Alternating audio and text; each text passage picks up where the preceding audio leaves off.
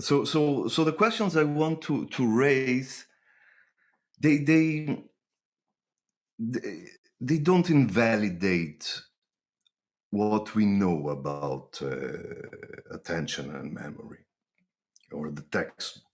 What I want is to again bring us to the big picture, the challenges that we have, the questions behind what we are trying to answer with all those uh, uh, zoomed in pieces of narratives, research, and evidence, and mainly what those pieces of knowledge cannot answer. I think this is very important. Since the beginning, I told you that I want to focus on what we cannot understand from what we think that we know. Let's begin with attention. What we know, what we covered from attention until now. It all began with, well, I think William James already in 1890 when he wrote, this is in every course, in every book, this paragraph is quoted.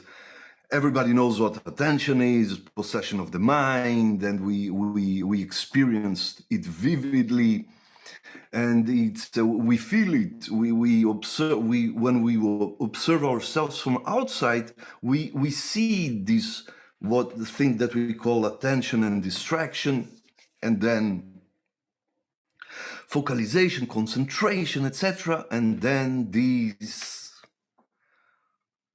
destiny anchoring sentence.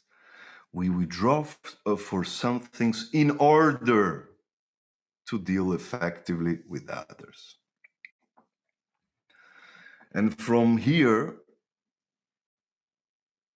we are still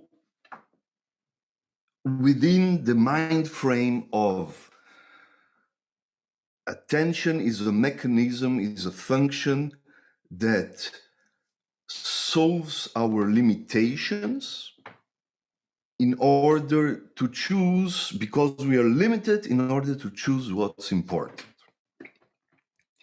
So we talked about the attention as selection as a filter, and early selection, perceptual capacity is very limited, late selection is limited, but in a different way, and only later the filter enters, and the perceptual load theory that says that both, and that we have a minimum amount that and processing resources, and we have, and everything is about capacity, and the system is inherently incapable of selecting things in a too small area, and we need time to resolve competitions, and spatial selection is limited, and there are many different stories that explain it. And we talked about this basic idea of exogenous attention, of bottom-up, stimulus-driven attention, which is a funny one. It's very comfortable, but if you think about it, exogenous attention, bottom-up, the idea is that what happens inside us is determined by something outside us. Like the stimulus outside is what determines what happens here. Attentional capture, like attention, the system is captured by an outside entity, by a stimulus outside. So if you think about it, this is a problematic explanation. This is, I'm holding myself to not use metaphysical. It's when you want to explain anything, any mechanism, you have to decide what is the mechanism, right? So a coherent and complete, a comprehensive explanation defines the boundaries of the mechanism. And this mechanism and the explanation must be within these boundaries. When you use something, a factor, a deciding factor, a determining factor, a causal factor that is outside of the mechanism, either you're not explaining the mechanism or you're expanding the mechanism, because if this is determining the mechanism, the behavior of the mechanism, so this is part of the mechanism, even though it's not here. So the mechanism you're explaining, if you use this as a intrinsic part of the behavior, so the mechanism includes that. So exogenous attention, bottom-up stimulus-driven explanations, they are not good, because it means that our system, that the stimulus outside, our system is inside. This is a problem. It's comfortable. It's comfortable for describing things, but it doesn't explain. We'll come back to that. And together with that, and here again, I will not use, but together with that, we easily fall into the little man in the head. And attention is the little man in the head. Because attention, all the time, we end up saying that something happens because attention did it, because attention shifted, because attention was captured. And sometimes people use homunculus instead of the little man in the head. Let me just say, this is a wrong use. Homunculus originally is a perceptual description of the size or the amount, the proportion of the brain invested in sensorial processing for each part. So that's why it's distorted. So we have a lot of brain activity for our hands, for our lips, etc. That's the homunculus. It's not the little man in the head. So attention has been described as through many different metaphors. They all derive from the idea that we are limited, either by capacity, resources. So it's a filter, it's a spotlight, meaning that we can only see what's under the spotlight, under the light. So everything outside we cannot process. The zoom lens, so we can distribute our resources and with the trade-off of less resolution, or we can concentrate, zoom in with high resolution. Glue, Trisman feature integration theory, that we need attention to glue features that are separate, like an object and its color. They are initially drifting, unconnected features that we need attention to glue them together into a meaningful object. These are all metaphors that indirectly not only assume the function, the assumption that we are limited, but also they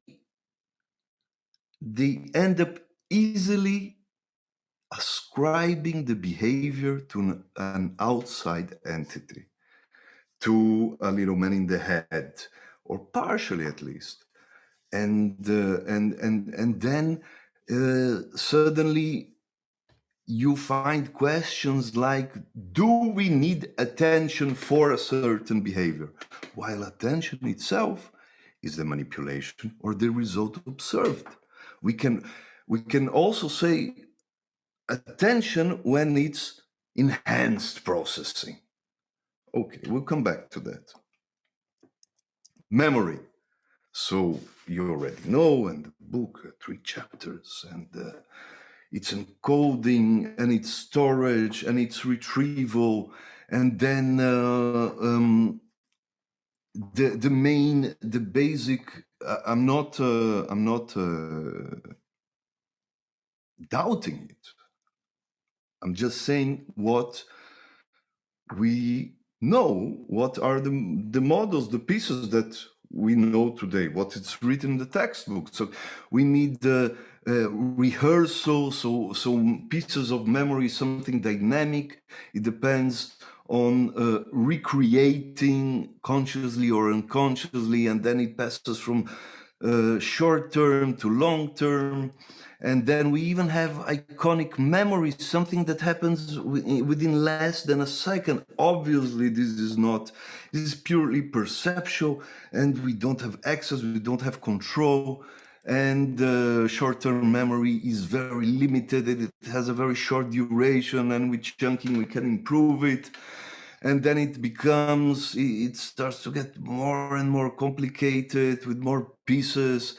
Recency effect, primacy effect, and suddenly we have a very complicated map that the more we pry into the details and we try to encompass all the patterns we observe, it becomes a Frankenstein, and suddenly memory is everything, because it from iconic memory, from perceptual within 10 milliseconds until your self, your identity, your thinking. There isn't, we talked about it, there isn't anything in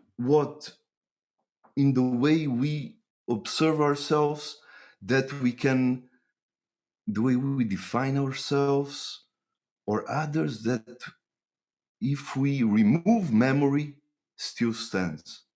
Memory is like is everything, not only for any living organism, because any behavior we can only we feel that we understand when we can predict. When we feel that we can predict, it means that there is something a long time. If there is time and connection between events a long time, it's memory. It depends on memory. Okay. Now I'm going to show you. It's strange, it's funny that I'll show you a video of me talking about it better, and then we come back and continue our conversation. Imagine the following situation. Visualize the person that you most intensively fell in love in your life. It doesn't matter how old were you, it doesn't matter what happened, but imagine this person. And then one day this person tells you, listen, let's say this, you don't know if what this person feels for you, okay?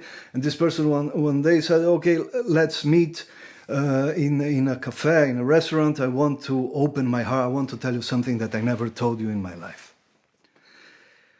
Okay, you sit with this person.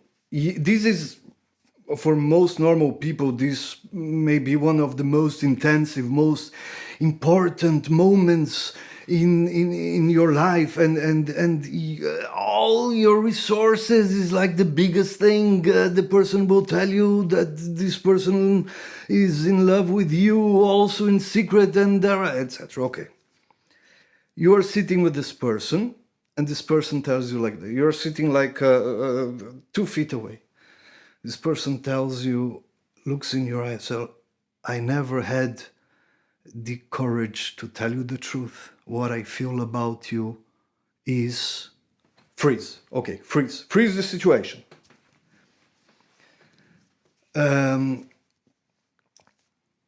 If that's it, you are everything you've got is you're looking in the eyes of the person. You want to hear the next 2-3 sentences. Okay.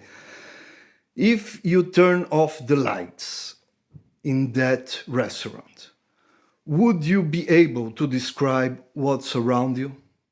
How many people are sitting, which tables, what are people wearing, what's on the walls? Nothing. You enter the restaurant, all your system is so focused on what is going to happen. You probably wouldn't be able to remember anything. Okay, we are frozen. Let's unfreeze the situation.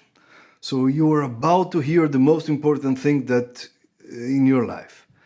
You unfreeze the waiter that is coming exactly when the person starts saying, in the second sentence, the waiter stumbles and the tray that the waiter is holding over here flies in your direction. What will happen? You will do like this automatically, and you will do like this, and things will fall, etc. Okay. You will not remember the last 2 sentences.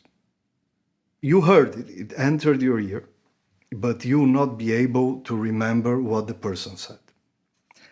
Second thing that happened is that your body started to move before you understood what was going on.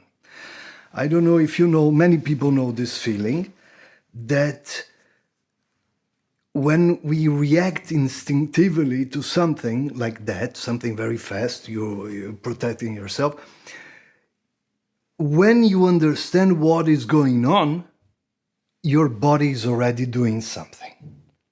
So there is so it occurs, your body starts to move before you, whatever is you, or whatever you think you are.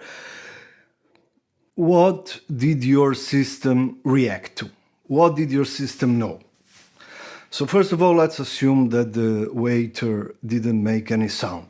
He stumbled and you didn't hear anything. So it was only visual. So your system saw on the corner of the visual field, which is something like 190 degrees wide, right? More than 180. So in the corner of the visual field, your system saw something growing in a very specific rate with its epicenter coming towards you.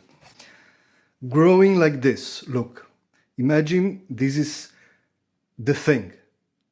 So when something flies towards you, it does like this. So in a 2-dimensional picture, something grows in a very specific rate. If it grows too slowly, you won't feel that this thing is flying towards you. The calculation of something flying, a ballistic fly on Earth, is something very specific because of air, because of gravity, etc. If something grows too fast, you will also not feel that something is flying. So it will be a flash. Not only that, if something grows, but the epicenter is not coming towards you, like this, the system will also know that is not coming to. This means that behind your back, you, or I don't know what is you, what is not you, but for you, it was the most intensive, most important moment in your life. You were all attention, listening to the words and waiting, and at the same time, the system was collecting all the visual information, all the 190 degrees of visual information. It was encoding it. It was storing it somewhere. I don't know, somehow. So it was storing it, and it was all the time comparing the current moment to the moment before, and to the 2 moments and the 3 moments before. It was all the time comparing the current moment to all the moments before. Imagine the amount of calculation that it entails. Our retina is, I don't know how much, it's a very high resolution, it's more than 4K, 8K, I don't know, it's all the time. The system is taking pictures all the time, it's encoding it somehow, it's storing it, and every new moment it's comparing to the previous pictures. And then, when some very specific pattern occurs, which is the something growing in a specific rate with the epicenter, then something, what you thought it was you, is under the hierarchy of something else. There is something behind your back making all these calculations, and whenever this something reaches the conclusion that there is something more important than what you thought was important, the system, first of all, took control of your muscles. The system, your boss, let's call it your boss took control of your muscles, started to move your entire body towards whatever it decided. Adrenaline was, your pupil grew. A lot of things happen. After all this stuff, the system then, your boss, then decided to manage you, which is your consciousness. By the way, it already stopped recording the sound, the most important thing in your life, and your boss pressed stop. And only then, after your boss did what it thought it was important, only then it had time to tell you what is going on. You realize after your body was already doing something, after you already stopped recording the most important audio information you were hearing from the other person, and then you were updated about what is going on.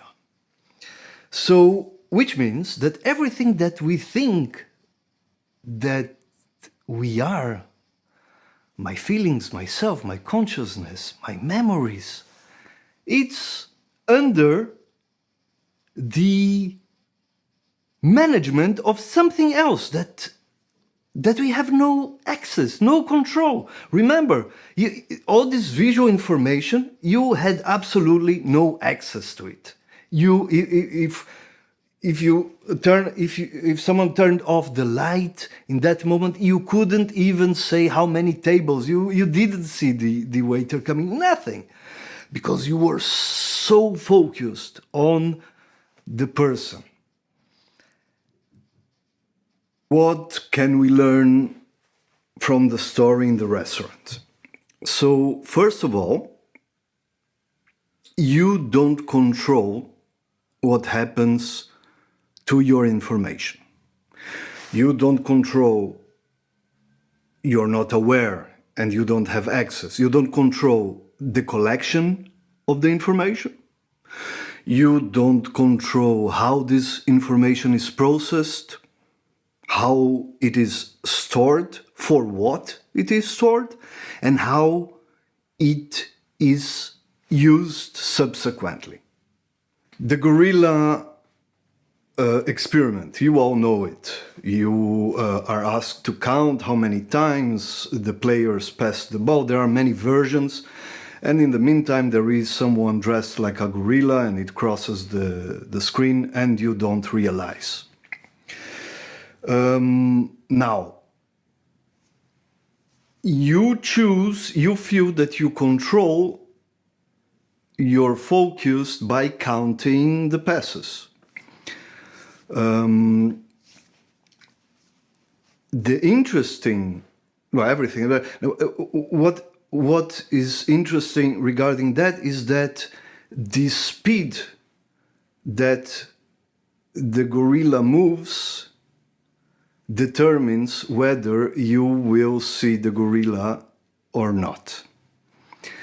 If it's too fast, you will see it. If it's too slow, you will see it. Meaning that the system is collecting information that you are not aware, you don't have access, is processing, it is storing, it's comparing moment to moment, and it uses in the way that you cannot control. And in the example of the gorilla, uses means if it's too fast, you realize it's there. Which means that the system is using this information, bringing it to your consciousness. It can use in endless ways without bringing to your consciousness.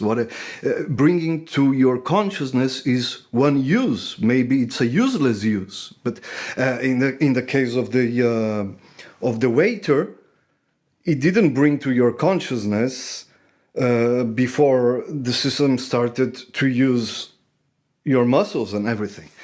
Second thing that we can conclude from the story is that you have very little access, very limited access to the information that your system collects, processes, and stores. You could not, even after the waiter, you probably could not recall the tables, the configuration, who was sitting where, etc. But all that information was collected, was processed, and stored. Fact is that an object from a very far point in the visual field, when it started to move in a very specific pattern, the system jumped. So, and you had absolutely no access to that information. What about the cocktail party effect? So when you are in a cocktail party, a lot of people talking, it's noisy, and you are able to concentrate on the auditory information, on the sounds of the people that you want to concentrate. And you can follow a conversation within, you can filter, you can take only the information that you feel that you're choosing to take, to concentrate, to follow for a long time.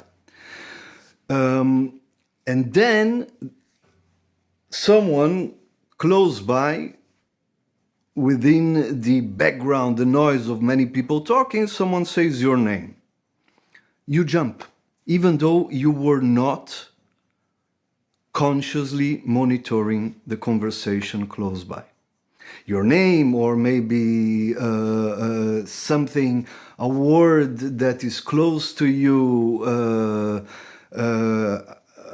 whatever is. So usually your name, okay, you understood.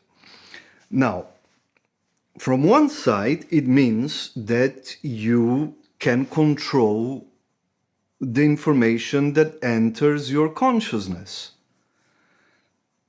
Your consciousness. You're not controlling all the information that your system is collecting, processing, storing, and comparing all the time. Fact is that you didn't want to collect the information from the conversations that is not the conversation you're attending to, but the system did collect everything, and whenever the system behind your back recognized something that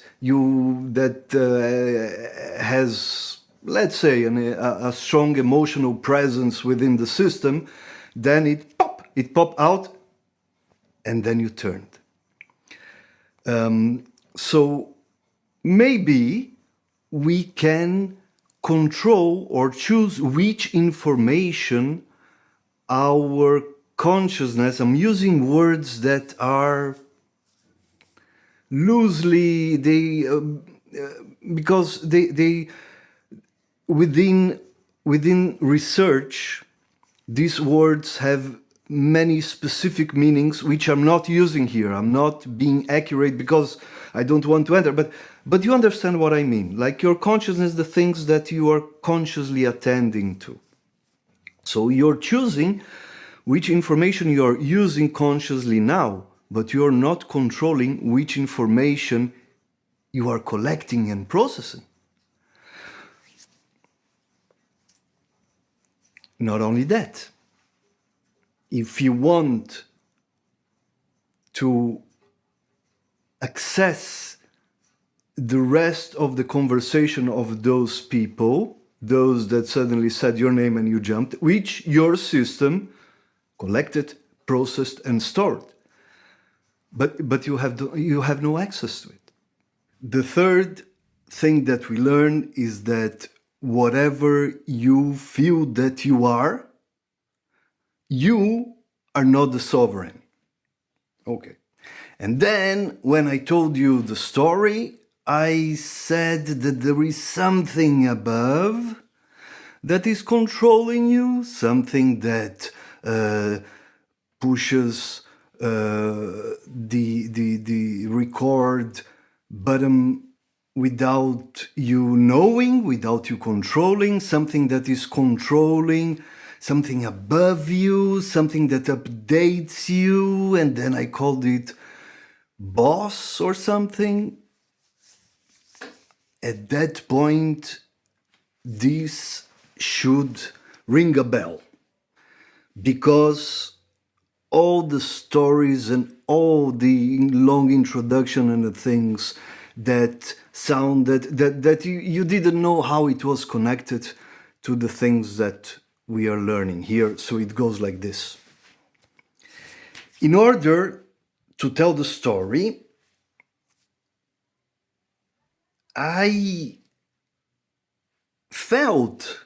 we feel when we tell a story, when we explain something, we need to organize things.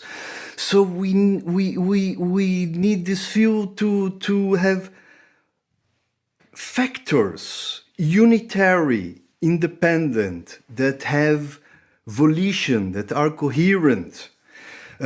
So I called there is something above you, something with a plan, something controlling you that you don't understand.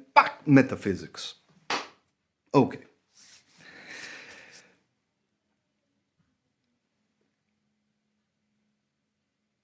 Wait. So like this. The same way that in evolution, maybe there is something coordinating everything. That's what we always felt, saw, understood, and still want to adopt the story, that there is something there that is organizing everything, that is coordinating all this stuff together. And then I insisted that as long as we don't have any hint about this entity, this upper entity that we don't understand, that has a master plan, that organizes, that coordinates, we must not we always choose the explanation with the least amount of mysterious stuff. Okay. And when I suddenly started to describe how and the most important two sentences that in your life you wanted to hear, and then something controls you and it like that. So I automatically attributed those events to an entity, to a coordinator, to something unitary. And we already understood that even that when we don't understand doesn't mean that there is something to be understood, that a lot of seemingly connected events or situations that cannot be a coincidence, because we need to organize, we chunk them together, we find a story, we find a coordinator. Freud, the id. Okay, yes, the story I told, it is obvious that we don't have access, we don't have control. A lot of things are happening behind our control, access, consciousness. Freud the same. But who said? But we don't have any hint about an id, about a thing, a coherent entity. We don't need. And later, I will explain what's the problem with attributing all of this to an entity. It's the metaphysics. Yes, you understood it's a problem, but here I'll give specific examples, but later on.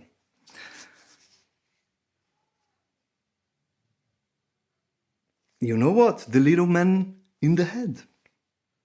The little man in the head is the entity that was allowing you to hear your beloved most important sentences, and when the little man in the head that has access and is coordinating and organizing and calculating all the information that enters through all the senses, blah, blah, blah, blah, blah, realize that something may be going to fall upon you, the little man in the head, which has a plan, stop, etc. The Savant syndrome. You know it. Rain Man. These are very rare. Usually they come, I don't know if always, but for sure, if not always, it's almost always they come with some kind of deficit. If it's autism, if it's some kind of developmental problem or injuries. So people with the Savant syndrome, they have some abilities very specific that are crazy, are absolutely incomprehensible. Most of them, if not all of them, are connected to memory, like extreme memory, unrestrained memory, something like that. So Rain Man, then there is the two twins, Flo and Kay Lyman.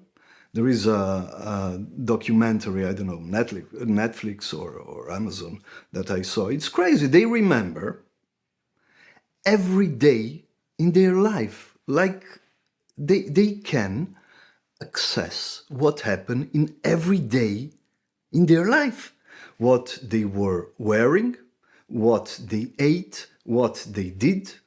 They can say which, you give them a date in the calendar, like 22nd of March, 71. They automatically, like in a matter of a second, they say if it was a Monday, and they can tell you what was the weather. We cannot imagine something like that. Orlando Sorrell was a normal kid that had an accident, a brain injury. I don't know what if there are sequels in other stuff, but he suddenly acquired that same memory. He can tell the calendar, the day of the week, for any day in the calendar, and the weather in the past. Unexplicable. So there are many more. Two are interesting. All of them are interesting, but one of them is Stephen Wiltshire. You probably heard about him because he draws from memory. It's like he has unrestricted, unlimited memory, visual memory to reproduce. It's like he has a picture.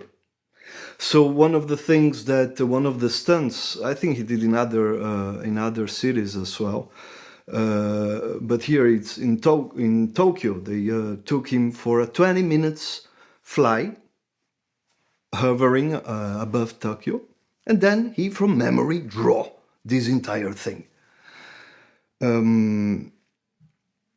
And Alonso Clemons, I don't know if he had an accident as a child or something. Very low IQ, is not fully functional. He's functional for everything, but it's a limited person. But also, he can, from memory, after he saw any animal, he can from memory translate it to clay. It's crazy. What do we learn from savants? Do they have a different system, a different machinery? No, it's the same brain. Do they have more neurons? No. Do they have better neurons? The same thing. The only difference is configuration. And in some cases, the configuration changed during life, like after an accident. Which means that our system is able to do all this crazy stuff that the savants do. Like here, and please don't even think about this, I'll say it, bullshit about our brain only uses 10% of this capacity. This is not even pop science. There is absolutely no way to calculate. This is bullshit. What I'm saying is that the system has the technical capacity for all that stuff that the savants do. But for most of us, it's not configured to do it. Any question, any comment, anything? There were two questions in the chat. The first of which was asking the name of the system, and we assumed you meant your senses in the brain. And then a follow-up question of, if you're processing all the information in the environment unconsciously, which system of memory is using it? Short-term working memory, long-term, or neither? Yes, perfect questions. Perfect questions. I don't know. Who knows? I don't know. Let's get into it. So wait, the first question is, so if you process all the information in the environment unconsciously, which system is it using? I don't know. How can we describe? We can try to, after we decided that the system is like this. But okay, let's go back to this question in the end. But what was the second question? Chelsea agrees with me. It's a good question. The first, Chelsea, what was the first one? It was just a follow-up asking if it's short-term working memory or long-term memory or neither. The other thing was about what you meant by the system, but the video made it seem like it was your senses in your brain. Okay, what Yeah, is what- the system? That's the question. Okay, so first of all, one thing that regarding, let's agree that the basic assumption of limitation, of limited capacity, limited everything, whatever. Do you agree with me that this is not obvious? This is not a closed question? Maybe we can talk about limitation, limited access to information, but limited processing capacities? Think about the fact that you are with the love of your life saying, and then something, your system is processing everything all the time, comparing everything all the time. This is way beyond of any one of those theories that we can only process in the beginning, very crude. You cannot even identify a letter in front of your face. Come on. Processing capacity sounds absolutely irrelevant if you think about the fact that what we don't have is access to that information or to that processing, to that storage, to that. It's not only storage, it's all the time processing and comparing all the moments before and identifying extremely specific patterns. Like something ballistically flying towards you. Okay, we don't have access to all of it, but it's not limited. Second thing, regarding the savants, many times people ask if there is a trade-off. Okay, so we said I suggested that the difference is configuration. This configuration. I don't know what does it mean, configuration. I don't know if there is a I don't think there is a physical difference in their brains in terms of connectivity.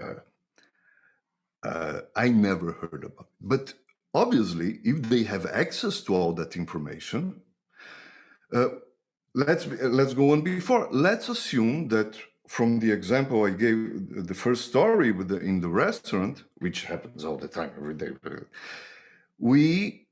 we have enough processing capacity, storage, everything like the savants. But apparently what they have is access to that information. So the configuration is apparently the part with the access. Is there any trade-off? So the question that students have asked me in the past is if this configuration has a price, like once it's because they all have apparently they all have problems. Not all of them. I think the Sorrel one doesn't have any problem. He was a baseball player. He got a bat in his head, and suddenly he remembers everything. Swear to God, I don't know. I didn't check it, but that's in a documentary I saw and what I found in the internet. But there are other parallel stories that he got. It sounds funny. He got a bat in his brain, and suddenly he can remembers everything.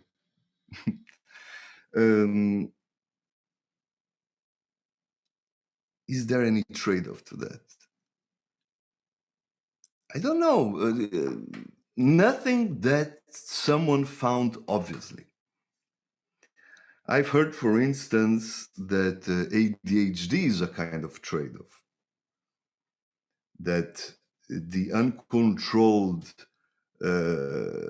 focus brings creativity. I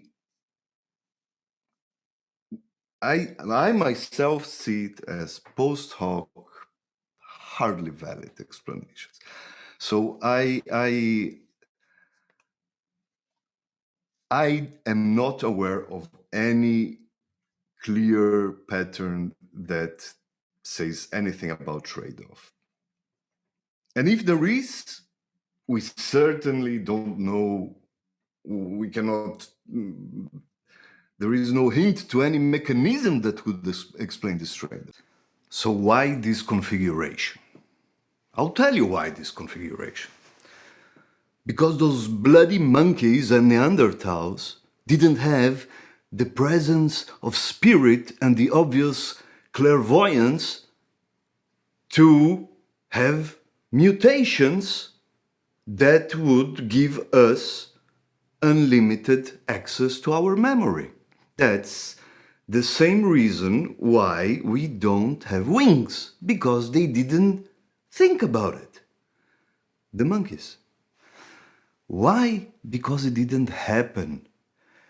In which kind of evolution would you expect that millions of years of survival and mating with whatever mates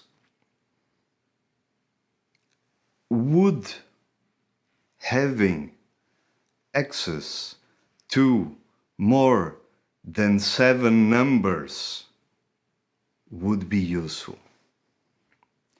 Think about it. Which mechanism that you can imagine in evolution would make sense in order to result one day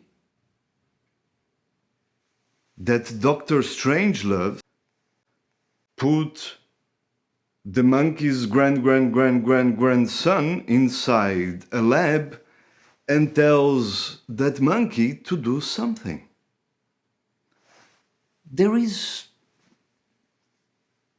It makes no sense to expect that what we assess in a lab, that is only the little access that our conscious being have to the information, all the crazy amount of information that is processed, stored and used.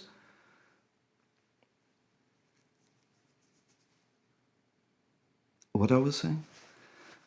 Anyways, so no, it's not surprising. So why this configuration? Because there was no reason until now, until the last 100 years, for the system. Okay, more than 100 years. There was no mechanism that would give advantage to individuals that had mutations that allowed them to have access to all that information that is being processed and stored.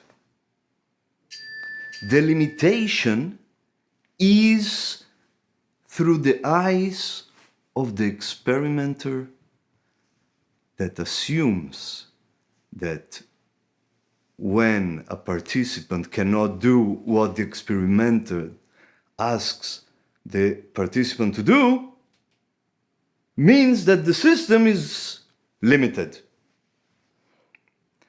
Why don't we see more colors than we see? We have only between 700 and 400 nanometers of range of light waves. Why don't we see more stuff or hear better? Apparently, there was no evolutionary... you got the idea. Okay. So most of the research that we have in attention and in memory involves a experimenter, a scientist, thinking about an idea, trying to understand how the mechanism works, and then giving an instruction to a participant that does something. Think about it. The assumption behind all this research, including all the research I've done and all our colleagues done, the assumption is that once you tell the participant, try to ignore this and respond only to this, sorry to say, the very naive assumption is that once you tell the participant and the participant has once is motivated to do which is most participants, the assumption is that the system complies with that instruction. That if we tell the participant that participant is the system, remember this, process this, don't process this, then the system, okay, yes, I'll do exactly what the instruction says. Come on, we have no access. What the system, and the first question, what is this system above you? We don't know, but the instructions of the experiments, the system doesn't give a shit about the instructions. We don't have access. We don't control it. Our little 1%, 101% of control of the information that we do, has nothing to do with the entire system. That by observing 5 minutes of a human being, we see that limitations and limited capacities is funny to say. I'm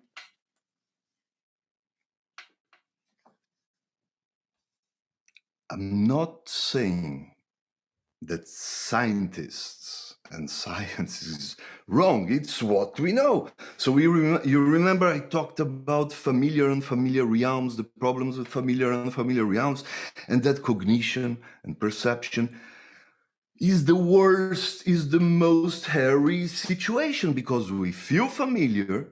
We think that because of familiarity, we tell the participant do like that, and we assume that if the participant is not being able to ignore the distractors, it's because the system cannot ignore the distractor. If you're telling, remember all these numbers, and the participant cannot recall those numbers, it's because the system cannot do it. That's so naive. That's so dumb. Sorry. No, I include myself. So it's like this. So familiar and unfamiliar realms.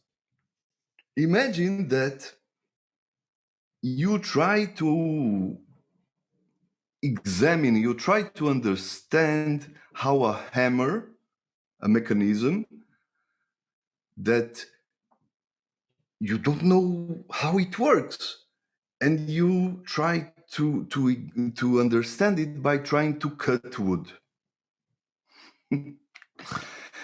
So that's the same blindness, because of the familiar and familiarity. That's the same kind of work in the dark that we suffer, that we are limited as scientists trying to understand how the system works. And then we are doing our best, and then we short-term memory, attention is like this, attention is like that. And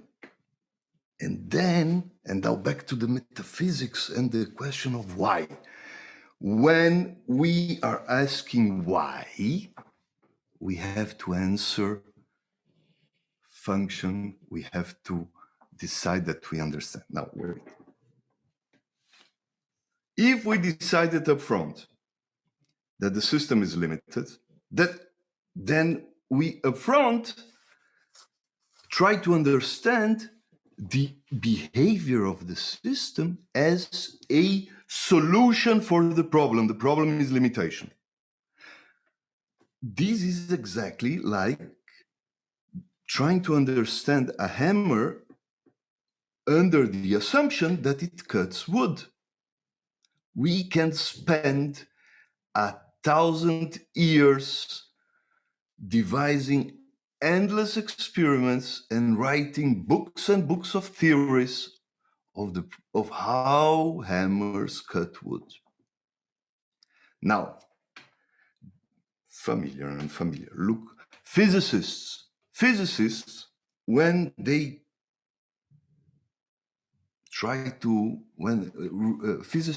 when they examine the behavior of quarks, They don't ask why the quarks behaves the way it does. It tries to describe, physicists try to understand how the quarks behave, not why the quarks behave. In the moment that a physicist decides that whatever the quarks does, it's because whatever, then it's limiting all the possible options into whatever it was decided up front. In the case of our system, limitation. If the physicist doesn't care about why, but is only worried about how, it will describe and add information and go into whichever direction the technological possibilities allows the physicist to observe. If we could, we cannot. That's the problem. If we could appraise our cognitive system without the why, only with the how, we would be free from the a priori decision that it's solving the problem of limitation. Now wait. When I release this bottle mid-air, it falls. Why does it fall? Because gravity, it has mass, the planet Earth has much more mass, so it attracts, it falls in this acceleration because of the air, the resistance of the air. Okay. Every time we answer why, and it's not metaphysics, we are answering how. Our question is always how, not why. Why entangles us into metaphysics, into things that it forces us to come up with answers that we don't know. It forces us to close holes in the story because the story must be complete. We must always concentrate on how, not why. I'll try to say in a few sentences the last big introduction before I got sick about the thing that I wanted to arrive to Popper. You remember that I said that science, the technique of science, cannot, should not, must not try to understand things. Understand is asking why. Must not try to understand because it cannot understand. All science can do and should do is try to predict. Okay. A physician, a good one. When a physician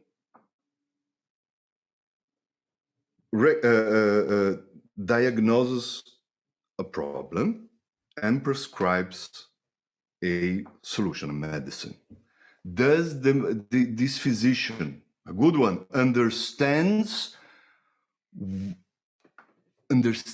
process? Okay, so this medicine does this to the mechanism. We feel yes, it went many years to med school. But then, okay, so these with the molecules, and then we ask, why does that chemical compound does that to the molecule? And then at a certain point, the physician cannot explain. Only a biologist can explain how those molecules interact. And then does the biologist understand how the molecules interact? No, it can predict. Physician can predict the medicine with the problem. The biologist can predict how the molecules will behave, but it cannot understand why, because at a certain point, only a chemist can explain the little things between the inside. Can the chemist explain how those atoms together? No, only a physicist can explain. Can the physicist explain why quarks behave the way? Okay. And now, Popper. This is what I so much wanted to tell you, and I hope that now in the 3 minutes, Popper, the main thing was replicability, that we all understand. In order to all agree on what we see and how, and the narratives, the interpretations, we have to have replicability. But falsifiability is the big thing. Falsifiability assumes, because what I just said, we cannot by definition understand anything because it's endless. We can always, like a child that always asks, why? This game is not a dumb game. Why is always a logically valid question. It's endless. We can never answer why. With God we can, but okay, so assuming that by definition we cannot understand, it means that any narrative, any explanation, I'll come back in a second to what we saw before for attention and memory, any explanation is incomplete, must be incomplete in the best case, which means that we assume that every piece of knowledge, narrative, assumption, assessment, is not understanding, is not complete. So, the most effective way to gather information is to try to challenge what we think we know. That's falsifiability. A scientist has an idea, has a narrative. The best way, the most effective way to challenge that narrative is to try to refute it. If you try to prove it, you are going in circles inside what you already know or should know, by definition, that it's an incomplete story. Okay, that's falsified. That's why I said weeks ago that science cannot and must not try to understand. Only predict. Prediction means two events. A physician can predict, a good one, problem, solution, what will happen afterwards. A biologist is the same. The same. We can predict in the field of attention, in the field of memory. We have so much. We have 3 chapters of memory. We can predict recency. We can predict what happens when we give this task, that task. Yes. Can we understand? No. We can try to suggest narratives that we know up front that they are incomplete in the best case. Okay. So that's why we have a problem with deciding up front that we have attention that comes to solve a problem, which is limitation. We are already assuming that we know why, that we understand. 12:15. Okay, just to sum up. So we learned a lot about attention. We entered the nitty-gritty. You guys went with me into the perceptual load theory, inner problems, things that in conferences, in attention, people discuss in the happy hour time. If you go to an attention conference, you will be able to follow a discussion between two big names in attention. Memory, you are already Good questions. Which system to which part of the narrative? We have to be careful. This is the best we have. But now I hope I convinced you that the big questions and memory is the center of everything. And on Thursday, we'll come back through the psychophysical question. I'll do it short because I want to bring you into the neurocorrelates of memory and the grandmother cell. And again, we'll ask the question. I hope I connected some points that I left unconnected before. All right, we are now officially entering my office hours. Questions?